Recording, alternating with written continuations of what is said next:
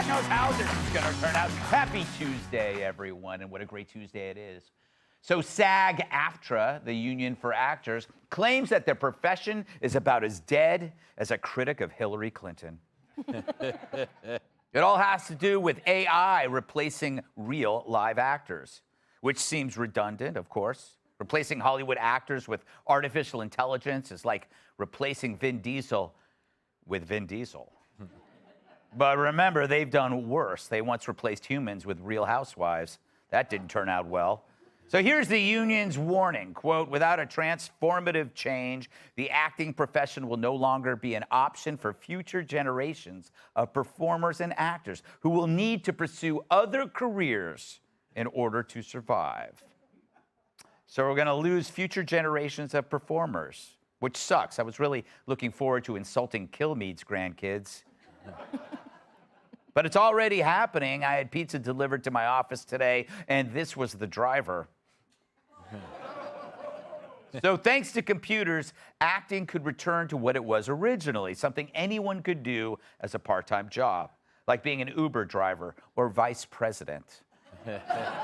Now, if you're not sure which side to take, let's take a look at who's defending the performers. None other than that bug-eyed alien Satan himself, Adam Schiff, who slinked out of his pod with just enough oxygen to blow it out his trap. All too many people back in the Congress think that everyone who works in this industry is some multimillionaire celebrity, when the reality is these are folks that are just trying to put bread on the table, keep a roof over the head. Fair enough. But they get no help from him, who made that state unlivable for everyone but the super rich. Former Paramount CEO Barry Diller is warning of an absolute collapse of an entire industry. So what's the bad news? I mean, when cars replaced horses, I'm pretty sure the buggy whip industry collapsed, except for the ones I order every year for Leatherfest. Did I go too far? But that's what happens when progress brings new options and you try to sell us old stories that are married to woke lectures. I mean, everything out of Tinseltown is a more putrid version of something that we used to appreciate. They take something good and they turn it bad, like what Kat did to her husband. Oh, I'm cold. And it's not like the audience needs more content. Every year, Hollywood turns out more crap than The View during broccoli season. Oh. In 2022, they produced 599 scripted TV shows. If my math is correct, that's almost 600. Yeah, good for you. That's up from 210 in 2009. It was so bad that during COVID, I started wearing my mask around my eyes. So maybe this strike is giving the audience a breather, where we can catch up on what we should have watched years ago. Like the Rockford Files. The guy lived in a trailer in a parking lot. But unlike Jimmy Fallon, he was only acting. Or Columbo, he always wore a raincoat even when the sun was out. Fun fact, he did it to trap the farts. Weird. But imagine if they remade that. They'd call him Columba, and under that raincoat, he'd be wearing a thong. But now, minus ideas, they just pollute classics with politics. Like this. That's Disney's upcoming live-action remake of Snow White and the Seven Dwarfs. And no, it's not bigoted of me to say dwarfs. We get to say the D word to each other. But it's more like Snow Off-White with the 7 guys from a drug rehab in Seattle. They look like the friends who say they just need a place to crash for a few days, and then they sell all your furniture for drugs. But those pics are so embarrassing. At first, Disney claimed they were fake. Then they admitted they were real, but not official yet. Too bad Pinocchio didn't make that statement. He would have been hired as the new spokesman for Viagra. But the woke are happy changing everything. I can't wait for Dumbo's ear reassignment surgery. But mess with Snow White, and they're a product of their own demise. I mean, how can you have sympathy for this devil? I long for the good old days when Snow White and the 7 Dwarfs really, really could say what they wanted. Remember this? Holy that's Snow White! She's waking up. Everybody hide. Goodness, I'm so hungover. Lose the top! Ooh. Oh. actually. How much money would you pay to see them? My Coke habit has put me in a lot of debt. Anyone got a dime bag? We could do some together. We can't afford Coke, lady. 'Cause you're poor? That's so funny. It's okay, we can have gasoline.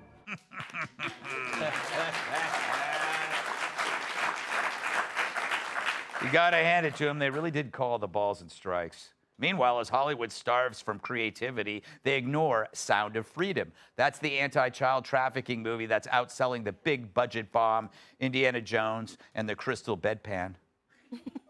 The left hates it sight unseen because no Christians can be allowed to do entertainment. Meanwhile, they can't do it either. Maybe they're scared that the God-fearing folk figured it out and can do it better. And who knows, maybe movies just starring machines, well, that might really work out. Think of the romance.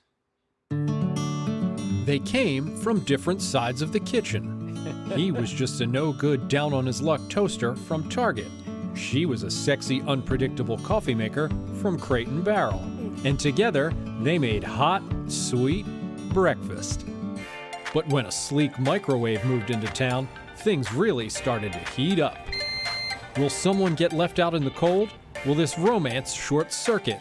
Or will this unlikely trio prove that love can happen anywhere? Find out this summer in Continental Breakfast. You don't need people. But if Hollywood's looking for love, they come to the wrong school board meeting.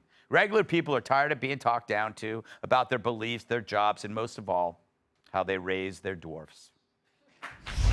Let's welcome tonight's guests. Whether it's radio, stand-up, or driving a cab, people say he stinks. Host of Fox Across America, Jimmy Fallon. She's my favorite Molly that's still legal. Editor-in-chief of the Federalist, Molly Hemingway. He's got the makings of a star because he's 10% hydrogen. TV writer and producer Rob Long. And she's like an overcooked steak, kind of tough and popular with fat guys. Fox News contributor Kat Tim. Boom. Rob used to be a Hollywood guy, and thanks for coming along. You thanks. just got off the yacht, I can tell. Yeah, I kind of like, that's my new look. Usually you call me a hobo. Yes. But I think I'm getting promoted here. You kind of moved into the skipper category of Gilligan's Island. Speaking of that, yeah. Yes, right. yes. So what do you think about this, the coming ruin of all the industry used to be part of? Well, I like to think that I'm still part of it. I'm actually in SAG. I'm a SAG member, I'm a Writers Guild member, and a Directors Guild member. So I'm like, 2/3 of me is on strike, and 1/3 of me made a deal. That's how I think of it.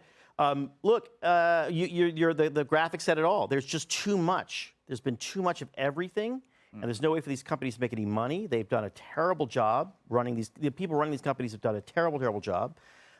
There's no one ever said to somebody, hey, listen, you want a good, steady, dependable paycheck, go to Hollywood. Right. It's always going to be a crapshoot, right? And I think what's going to happen is it's going to have to get much smaller, going to have less stuff on, which is fine because there's still only like a few hours a day to watch TV. I mean, most Americans don't watch as much as you watch. And so... Well, they watch my show over and over again, Rob. Yeah. They call me the new Cheers. Yeah, that's right. I've heard that. What do we do now? Are you smelling toast, burnt toast? What's going on? You're okay, right? Yes. So look, that's what's going to have to happen. Giant disruption is going to take place, and actually it's going to be good. Disruption is good. And by the way, Hollywood's been through this a lot. It's designed. Hollywood is actually one of the best industries to face change. Better than the car industry or the computer industry and any of those places. This is going to be, rough year. And then it's all going to be much better. And a lot of these guys running these companies now will not be running them. Interesting. Molly, I know that it's easy to have no sympathy for Hollywood, right? But there is, I hate to say it, Adam Schiff did make a good point that, like, it's not about just the actors and or the directors or just these hanger-ons like Rob. It's like the carpenter and the people that run the wardrobe. What do you say to that? Yeah, I mean, you look at this and sometimes you're thinking it's like the Iran-Iraq war where you just want both sides to kill each other and that would be good for the country. But yeah, it is one of these industries. This will be like the one time I agree with Adam Schiff. Quite the actor himself. But when he was talking about how there are a lot of people who, just like normal working class people who are working, who need to have some stuff renegotiated, and it's a big industry, so hopefully, and there are things that need to be updated. You have all the streaming issues, you have AI issues. The contract should reflect that. Yeah, I guess so. I don't know. I just think that I don't really think that they've ever changed. I think they only virtue signal. Speaking of old Oh, here it comes. No, old content. Do you miss new series because they're on strike? No, because there was such a proliferation of shows. Like, there's so many shows out there right now. Like, at this point, I spend more time reading about my options than I do watching stuff. I read about 50 series and then just log off. Yeah, 45 minutes you're sitting there doing this, and then you hit it, and then it goes, and then it just takes forever. It's beyond. They've made a sequel to everything. I was watching a rom-com the other day called Love Handles, actually. I'm like, wow, these people are a little chubby. And now we're watching, like, Porch Pirates of the Caribbean. It's not good. But here's where Adam Schiff is wrong, because I have empathy for the struggling guy. Yeah. But Adam Schiff's like, they just want to put bread on the table. I'm like, dude, they're actors. They can't have bread. No, what are you talking about? Exactly. He's like, they just want to put cocaine on the table. Then you would have had me. Yes. Dumb. Especially in that jacket, Hey, selling girl. it. Yeah. People don't know if for real, when I walk the streets of New York like this, people don't know if I'm selling drugs to Fox Talent or I am Fox Talent. Obviously, the answer's both. First of all, I wouldn't go that far. First of all, let's just say, I think it's a great jacket. Oh, thank you. And it looked really great on Judge Janine about it. Hey, there it is. Ladies and gentlemen. Boom. Love it. Yes. Love it. Pow. Kat, are you excited for the Snow White remake? I don't get excited for anything. They keep doing remakes. This one, it was funny. They said that they consulted with the dwarf community, the dwarfism community. Did you? Because, I mean... No one called me. True. But also, like, I'm sure there's some people who are, would not care. Yeah. It's not like that's a monolithic group, right? There's some people who are dwarves who are like, I don't give a I'm trying to go to work right now. Yeah. You know what I mean? It's always this, people don't want to look at people as individuals. Right. And I think that people also don't want to see a new Snow White that much. And I certainly don't. Yeah, it was kind of, I think like growing up as a kid, I always found it kind of creepy, didn't you? I mean, it was just such an unusual relationship. The witch was really, really, really scary to me, but that's because I was raised very Catholic and told that witches were real and potentially after me. But I mean, the whole thing is weird. What's she doing living with 7 little guys? It's just an odd thing. Am I supposed to believe that they're platonic? They're all little perverts. No? Oh, yeah, like, this is the one thing. It's non-threatening, though, when they're dwarfs. Yes. It's just cute. She's walking around with dwarfs. Like, look at that right there. That just looks like a subway sexual assault waiting to happen. Like, that's the part that bothers me. But this is the part where wokeism really ruins the things it pretends to want to help. Yeah. Okay, they got rid of the dwarves in the name of inclusion.